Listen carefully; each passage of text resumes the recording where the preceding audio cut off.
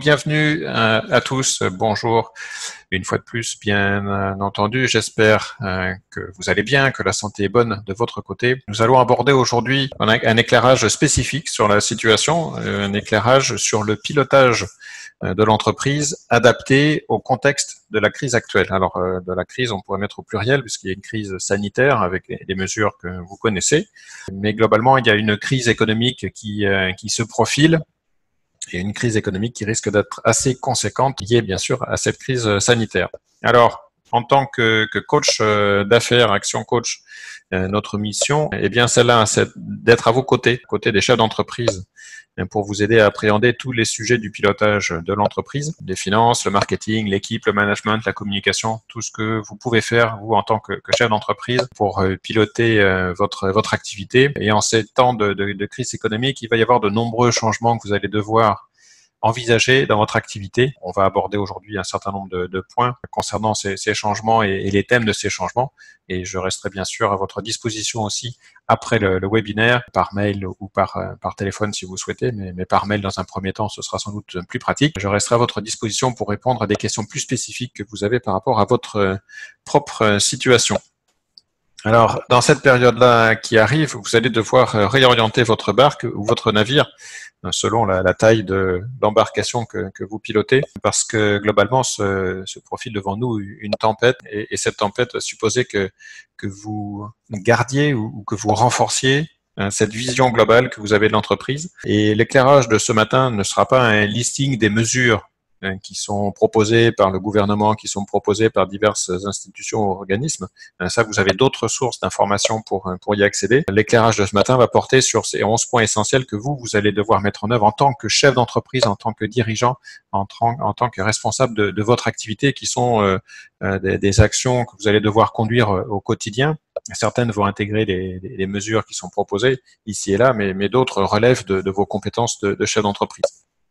Alors, dans les prochains jours, dans les prochaines heures même, vous allez devoir être particulièrement actif. Vous n'avez pas attendu aujourd'hui pour commencer. Vous avez vu que la semaine dernière, pour beaucoup, a été une semaine de grands bouleversements, pardon. Et la semaine qui vient et sans doute les semaines prochaines, eh bien, vont être aussi chargées en réorientation, en changement d'information. C'est un petit peu comme si on était entré sur le terrain et que les règles du jeu changent chaque minute.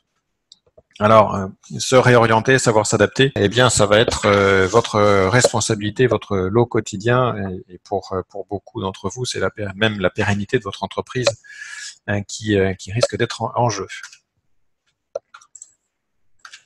Alors, avant de lancer les 11 points essentiels, le premier point, c'est d'accepter la situation telle qu'elle est. Vous savez que globalement, dans une situation difficile, classiquement, on distingue 5 phases: le déni, la colère, le marchandage, la dépression et l'acceptation. Alors, la phase de déni, on l'a connue. Je pense que pour beaucoup, elle est derrière nous. Ça y est, on est maintenant conscient qu'il y a réellement une crise et que cette crise va être forte, en particulier d'un point de vue économique.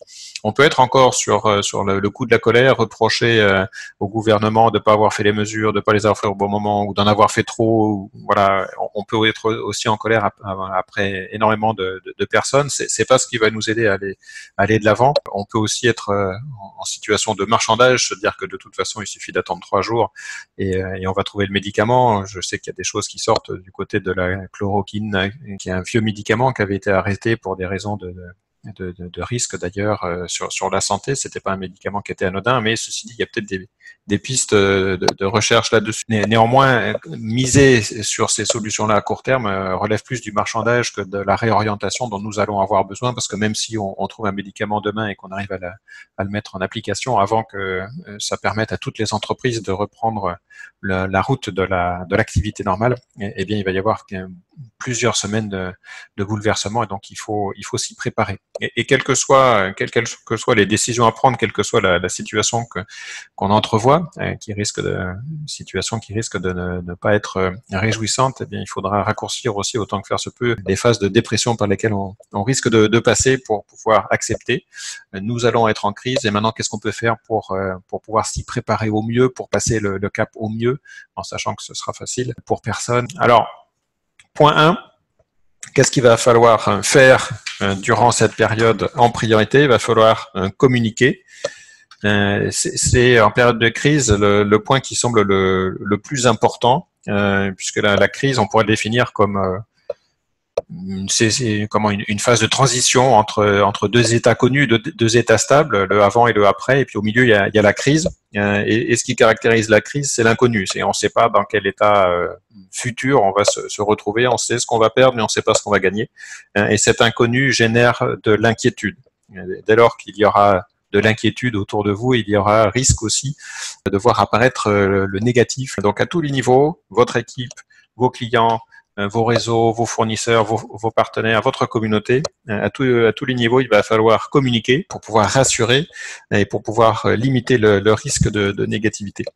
En période de crise, on ne peut pas trop communiquer. Voilà, l'excès de communication ne doit pas être observé en période de crise. Et la communication, ce sera effectivement quelque chose sur lequel vous allez devoir concentrer vos efforts en particulier. Mais par contre, veillez à ce que la qualité de la communication soit là. Veillez à ce que la communication que vous transmettez bien soit utile pour ceux à qui vous allez transmettre cette information et que cette information, en tant que faire se peut, soit en lien aussi avec ce que vous faites. Alors, je sais que la semaine dernière, j'ai reçu, par exemple, je sais pas, entre 15 et 20 emails de personnes différentes pour me transmettre le formulaire dérogatoire de déplacement, un formulaire que j'étais en mesure de pouvoir aller chercher moi-même aussi, bien sûr sur les sites officiels, sites internet officiels.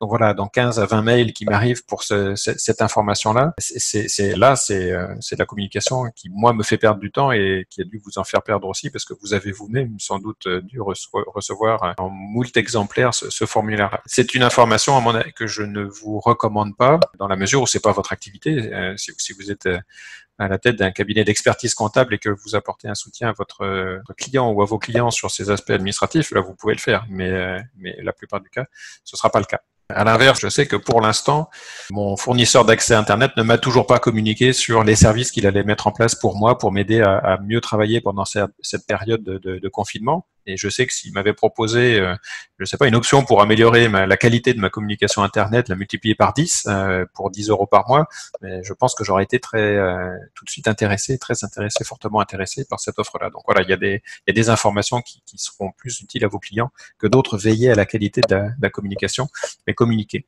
Auprès de vos équipes, communiquez, ou de votre équipe, communiquez tous les jours, en particulier si votre activité continue. Gardez le lien avec votre équipe, a fortiori si votre équipe est en télétravail. Mais ça va être un point essentiel.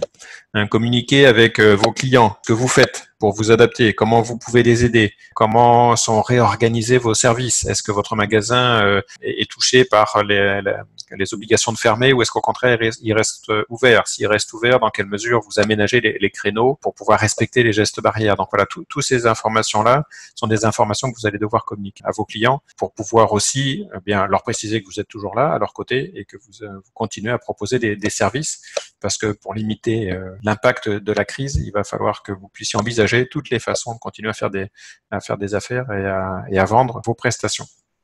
Communiquez aussi auprès de vos réseaux, de vos fournisseurs, de vos partenaires. Alors auprès de vos fournisseurs en particulier, communiquer, ça permet de savoir s'ils sont ouverts ou s'ils sont pas ouverts. Je sais que dans le bâtiment, c'est une des problématiques.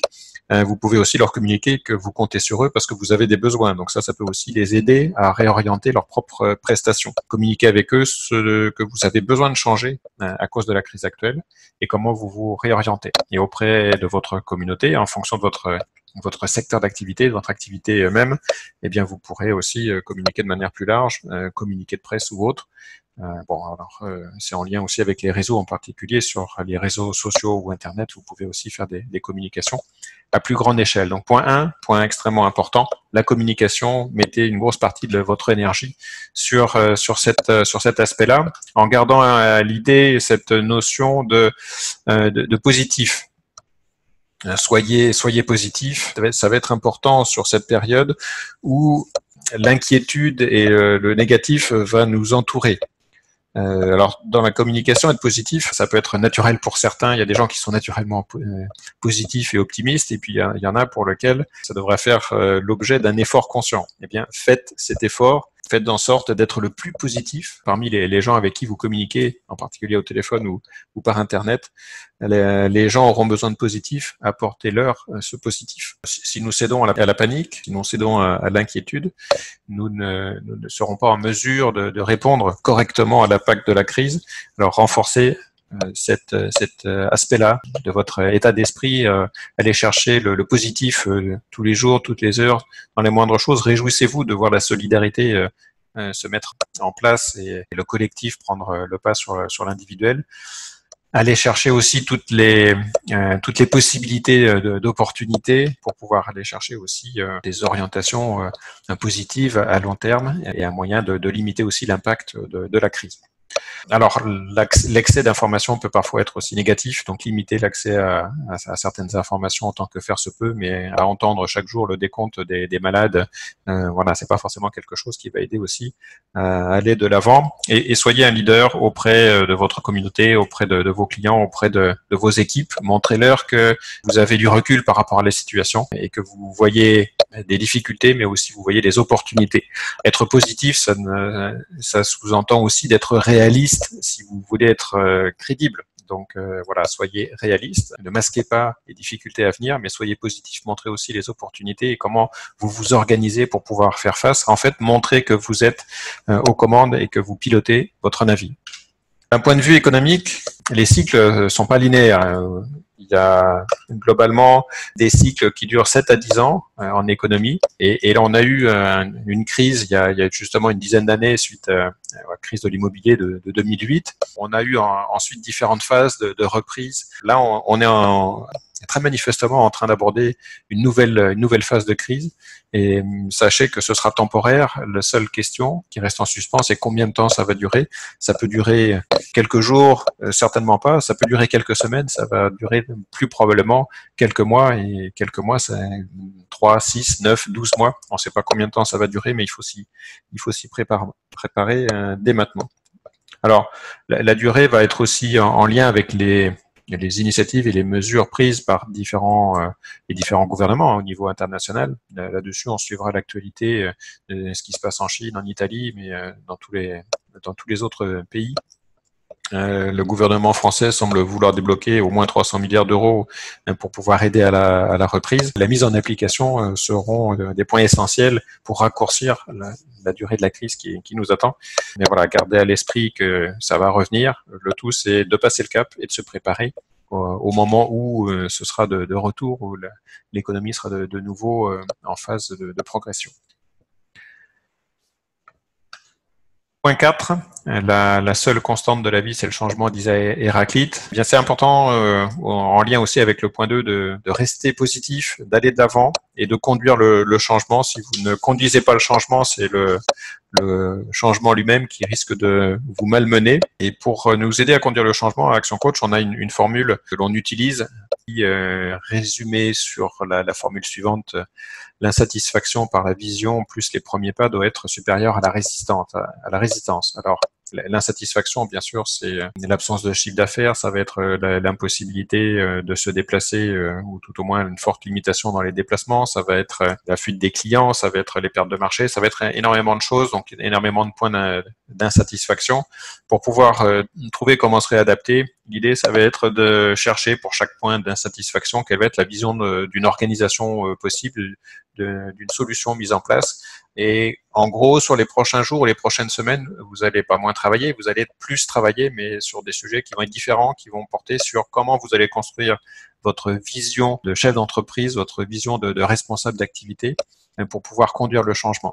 Et conduire le changement après, ça va aussi s'accompagner de sa mise en pratique, de sa mise en œuvre, donc faire les premiers pas. Et tout ça doit être bien sûr plus fort que les résistances au changement que vous allez pouvoir constater, subir autour de vous. Donc faites en sorte de limiter toutes les résistances au changement pour se faire communiquer, travailler sur cette réorientation et sur la vision d'un changement positif. Ces changements porteront sur vos produits, sur vos services, sur vos prix, sur la façon dont vous allez livrer ou ou rendre disponibles vos prestations. Les changements vont porter sur vos équipes. Donc, tous ces sujets-là sont des sujets sur lesquels vous allez devoir conduire une réflexion. Vous pouvez aussi approfondir ces réflexions que vous allez porter sur ce changement. On pourra échanger, vous et moi aussi, par mail ou par téléphone. À ce titre, je resterai bien sûr à votre disposition. Dans certains cas, votre business tout entier risque de devoir connaître un changement fort. Et faites en sorte de collecter des informations utiles, nécessaires et pertinentes pour pouvoir conduire les changements qui s'imposent et d'assurer au maximum que vous êtes sur les bonnes décisions et que vous envisagez les bons changements. Dans certains cas, vous allez devoir même être disruptif, faire preuve de beaucoup de créativité. Alors, en période de crise économique, bien sûr, les finances sont un sujet essentiel. Et dans un premier temps, la réduction des coûts sera aussi votre priorité, en sachant que la trésorerie pour votre entreprise, c'est l'oxygène de votre activité. Et vous allez devoir faire en sorte d'assurer au maximum trésorerie qui vous mettra en position de régler vos factures, parce que malgré tout, il y a un certain nombre de frais qui continuent à courir. Et derrière, vous pouvez mettre votre entreprise en difficulté si vous n'avez pas la trésorerie qui va bien. Donc, calculez toutes les dépenses que vous pouvez stopper et arrêter toutes les dépenses qui sont superflues. Cherchez où vous pouvez couper dans les coûts. Renégocier les contrats, les abonnements, ce que vous avez, les fournitures, les achats que vous faites actuellement, renégocier autant que possible. Ralentissez les investissements ou annulez les investissements. Partez du principe que vous allez avoir peut-être 2 mois, 3 mois, 4 mois, 5 mois d'activité en berne. Là encore, ça dépend des secteurs d'activité. Il y a bien sûr des secteurs qui eux, vont connaître la croissance, mais ce ne sera pas le cas de tout le monde. Faites des simulations et mesurez quel va être l'impact si vous baissez votre activité de 30%, de 70%, de 80%, ou même si vous arrêtez complètement de vendre dans les prochains mois. Alors, si par exemple, on imagine que pendant 3 mois, vous n'êtes pas en mesure de facturer. 3 mois, ça fait 25% de votre chiffre d'affaires. Est-ce que votre entreprise peut passer le cap en baissant votre chiffre d'affaires de 25%? Oui ou non, il n'y a que vous qui pouvez le savoir à partir de calculs. Donc, je vous invite à vraiment à faire ces simulations. Alors, vous savez qu'il y a une différence entre la rentabilité et la trésorerie. Vous pouvez avoir une entreprise rentable, mais si les clients ne vous payent pas, vous pouvez être en manque de trésorerie, ou si vous devez avancer l'achat de matières premières pour pouvoir produire, et que vous avez des cycles de production qui sont assez longs, vous allez utiliser de la trésorerie, donc vous pouvez très bien être rentable et avoir un manque de trésorerie. À l'inverse, vous pouvez aussi avoir beaucoup de trésorerie, mais pas forcément être rentable. Si les clients vous règlent avant que vous ne régliez vos fournisseurs, eh bien, il va y avoir un jeu de trésorerie positive. Ça ne veut pas dire que vous êtes rentable. Donc, sur cette période qui vient, faites en sorte de regarder les deux, en sachant que la priorité sera la trésorerie, mais il faut aussi que vous puissiez assurer un certain niveau de rentabilité. Alors, vos besoins vont être divers et vont dépendre de votre historique. Si vous avez connu dans les années passées de nombreux exercices avec un résultat important, vous avez pu dégager aussi bien du résultat et des fonds propres, et vous avez de la trésorerie, eh bien, il est probable que si cette année vous faites une année en perte, ce soit pas très grave, puisque vous aviez des réserves qui permettront de compenser cette perte. Si par contre vous aviez déjà eu quelques années difficiles, il se peut que vous soyez pas en mesure de pouvoir accuser une perte supplémentaire cette année. Donc voilà, vos situations personnelles seront à étudier au cas par cas. Là encore, contactez-moi si vous avez besoin d'informations sur la façon de faire ces simulations.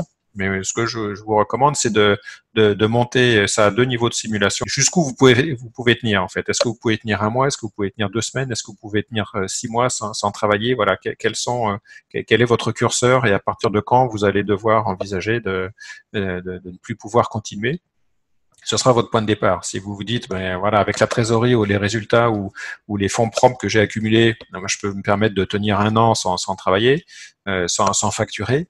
Bon, il y a de fortes chances que d'ici 1 an, on ait retrouvé une activité qui vous permette de facturer. Donc, la situation n'est pas dramatique pour vous. Si par contre, vous dites, bah là, sur les 6 prochaines semaines, sur les 3 prochains mois, si je ne facture pas, je mets mon activité en cessation de paiement, mais vous avez le curseur. Vous savez que c'est 6 semaines, c'est 9 semaines, c'est 3 mois. Et il va falloir que derrière, vous puissiez envisager toutes les solutions qui vont vous permettre de réduire vos coûts. Donc, c'est à partir de ces simulations que vous allez pouvoir travailler. Et lorsque vous baissez toutes les charges, veillez aussi à conserver une activité marketing ou vente, parce que ça va être aussi le nerf de la guerre quelque part. Il faut que vous puissiez envisager de vendre peut-être différemment, mais ça va être une des priorités. Envisager de conserver le maximum de chiffre d'affaires facturable possible. Pour la trésorerie, obtenez des crédits tant que les banques prêtent. Vous savez que les banques se sont engagées à fournir un certain nombre de facilités en termes de report de prêts ou d'octroi de prêts. Alors, les banques ne prendront pas de risques, mais le gouvernement les soutient à travers la BPI. Donc voilà, empruntez tant que les banques prêtent. Faites-le dès que possible et autant que possible pour pouvoir accumuler une trésorerie qui vous permettra de passer le cap. Utilisez des lignes de crédit, des cartes de crédit. Utilisez aussi les ressources personnelles. Augmentez votre capacité personnelle de financement pour pouvoir apporter ou soutenir votre entreprise ou limiter les charges de votre entreprise en réduisant, par exemple, pour les TNS, des parties rémunération. Refinancer si vous pouvez ou si vous devez et trouver aussi des tarifs plus bas, donc négocier avec vos fournisseurs pour pouvoir aller chercher de la trésorerie, négocier non seulement les tarifs mais négocier aussi les délais de paiement, si tant est que vos fournisseurs soient pas non plus dans la posture d'essayer de négocier avec vous des paiements au comptant. Donc voilà, c'est ce qu'on appelle réellement de la négociation. Vous allez devoir travailler avec vos fournisseurs. En termes de personnel et d'équipe, il y a un certain nombre de points que vous allez devoir envisager, activité partielle, chômage technique, peut-être dans certains cas des licenciements. Bon, il y a des mesures qui sont proposées par le gouvernement. Les décrets ne sont pas encore publiés, ou tout au moins, à ma connaissance, c'était pas encore le cas fin de semaine dernière. Les conditions pour lesquelles l'activité partielle ou le chômage technique va s'appliquer, je dirais de manière accélérée, vont dépendre d'un certain nombre de points. Donc faites attention. Il faut que vous soyez concerné par les fermetures obligatoires, par exemple, de certains commerces ou restaurants ou cinémas. Il faut que vous soyez concerné par ça. Voilà, quelques points. Donc vous voyez aussi auprès de vos conseils habituels pour vous tenir au courant là-dessus. L'octroi d'aide exceptionnelle ne sera pas automatique. Donc entre les annonces qui sont faites et puis la façon dont ça va être mis en place dans le concret, dans la réalité, il y a déjà quelques jours de délai et puis il peut y avoir aussi des modifications ou des ajustements à faire. Le licenciement sera peut-être envisagé. Si vous devez le faire, faites-le avec toutes les personnes concernées en même temps pour pas avoir à licencier une personne par semaine parce que d'un point de vue moral pour l'équipe, c'est délétère, ça serait extrêmement préjudiciable. Donc voilà, si vous devez envisager des licenciements, faites-le tout le monde en même temps. Ou alors, éventuellement, par la voie du volontariat ou de ce qu'on appelle une attrition naturelle, si des gens arrivaient en fin de contrat, vous pouvez aussi laisser partir des gens et ne pas renouveler des contrats qui étaient en fin de durée.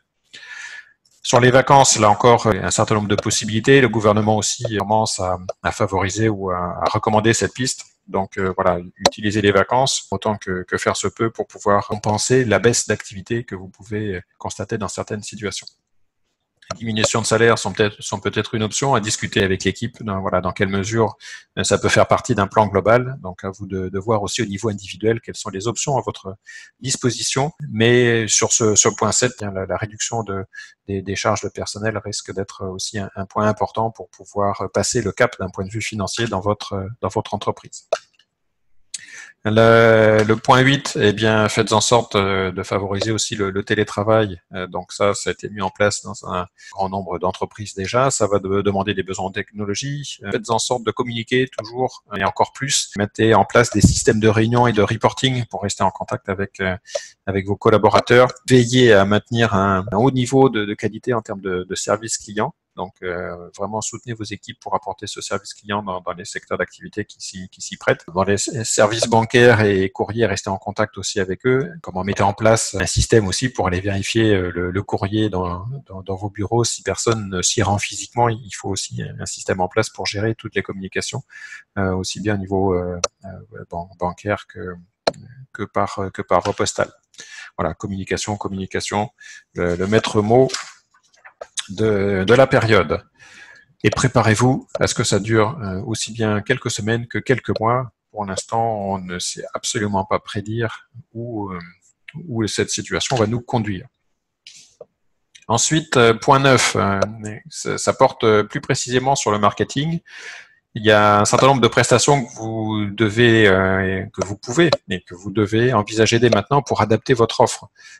Alors, la partie en ligne téléphonique des prestations, je vois beaucoup de prestations qui se faisaient avant en physique et qui se font maintenant par visioconférence.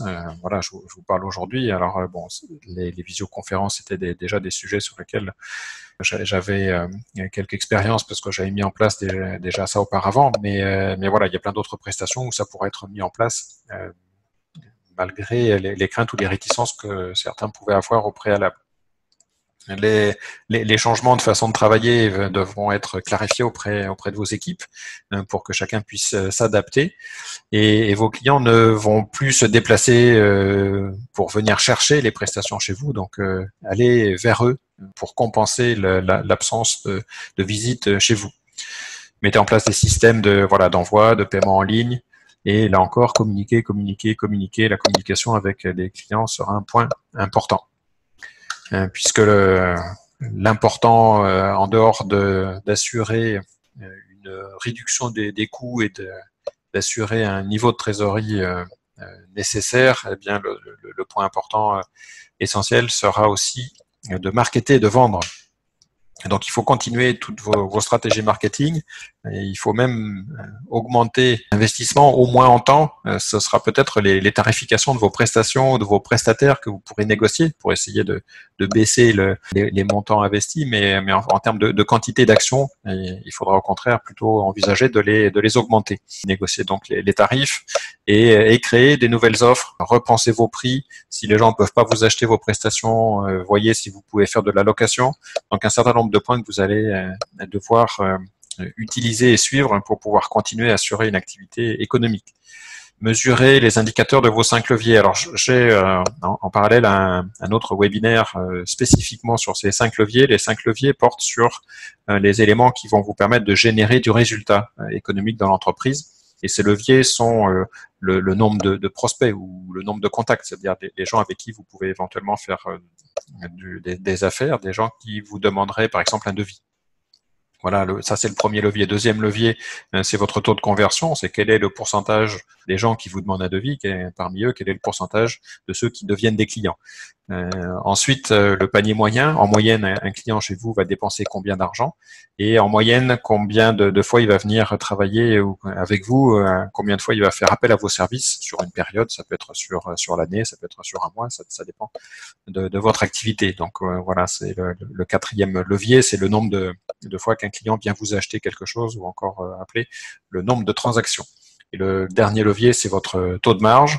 Donc voilà, 5 leviers qui sont, je le rappelle, le nombre de contacts, le taux de conversion, le panier moyen, le nombre de transactions et le taux de marge. Et ces indicateurs-là, eh bien, je vous recommande de les suivre dans la période et de mettre en place des actions qui vont vous permettre de tenir votre résultat ou de limiter la perte de résultat. Envisagez aussi des options concernant les paiements comptants, paiements en avance auprès de vos clients, là encore pour limiter la baisse de votre trésorerie. Récurrence des activités, on considère que vos clients actuels seront vos meilleurs clients de demain, donc faites en sorte de renforcer le relationnel que vous avez avec vos clients actuels en leur offrant des offres justement personnalisées, en adaptant des prestations que vous pouvez faire pour eux. Donc, renforcer cette proximité relationnelle que vous pouvez avoir avec vos clients, une proximité digitale relationnelle que vous pouvez avoir avec vos clients. Vous pouvez proposer de l'achat en gros, vous pouvez proposer des conditions particulières pour paiement immédiat. Voilà, donc les garder, alors quel qu'en soit le prix, c'est plutôt un terme de prix de temps et d'énergie que vous allez y consacrer. Il faut bien sûr que vous puissiez préserver votre structure de coûts et votre trésorerie. Mais voilà, mettez une priorité d'un point de vue marketing sur le relationnel que vous allez construire avec vos clients. Et bien encore, la communication sera vitale. Et enfin, point 12, c'est le bonus des 11 points, assurer un service exceptionnel à la clientèle, respectez les gestes barrières, nettoyez, fournissez du désinfectant et revoyez vos procédures aussi, faites en sorte de former vos équipes, communiquez là-dessus, mais la réorganisation interne dans votre activité sera essentielle. Voilà, si jamais vous êtes un peu tendu, prenez un calmant pour rester gentil avec tout le monde. Et voilà, et globalement, la situation dans les commerces a l'air d'être sous contrôle. Il est toujours possible d'aller acheter des choses, donc c'est pas la peine de tout acheter maintenant. Au contraire, préservez votre trésorerie. Voilà. Pour conclure, profitez de votre action coach pour faire votre plan d'action à court terme, notamment voyez dès maintenant comment vous allez vous organiser pour les prochaines semaines. Suite à la présentation que vous venez de voir, faites aussi une liste, par exemple, des 5 mesures prioritaires que vous devez conduire dès maintenant. Suite à cette présentation aussi, et si vous souhaitez approfondir des points particuliers relatifs à votre activité, eh bien vous pouvez aussi me solliciter pour 20 minutes d'entretien téléphonique gratuit. Faites-moi la demande à travers l'adresse mail qui s'affiche. Merci à vous, à bientôt et bonne semaine.